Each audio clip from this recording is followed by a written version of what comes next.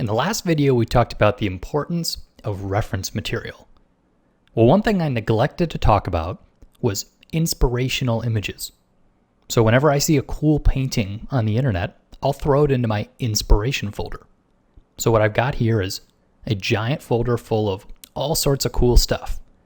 So if you don't have an inspiration folder yet, start one today. It is the easiest thing you can ever do, and it gives you incredible inspiration when you maybe can't think of what to draw.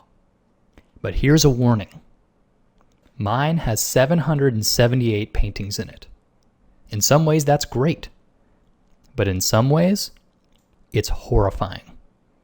This has become an unwieldy beast that's a challenge to sort through. So in Ctrl+Paint fashion, I want to show you guys something that I wish I had known years ago. This is one of those good habits that if I'd gotten into when I first started making my inspiration folder, I'd be a much happier guy right now.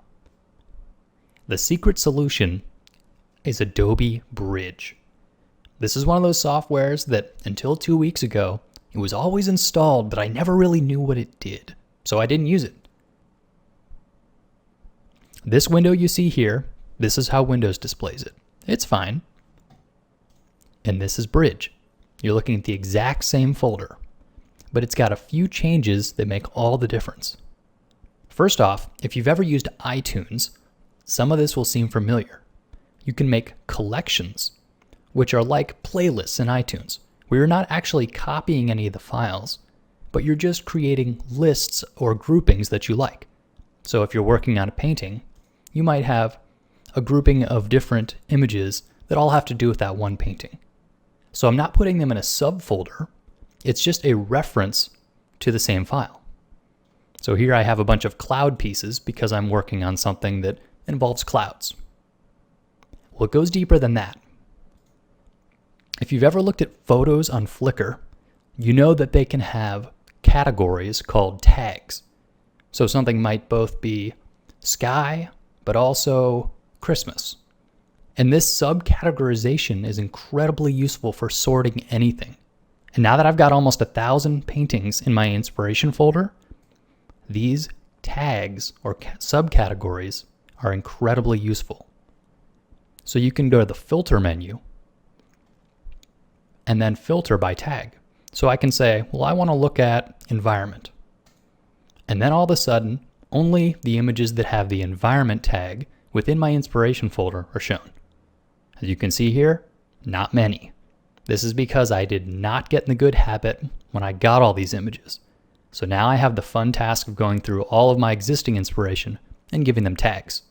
But once I do, I have a much more manageable and useful inspiration folder. So the important takeaway here is organization. I'm going to say that again. Organization.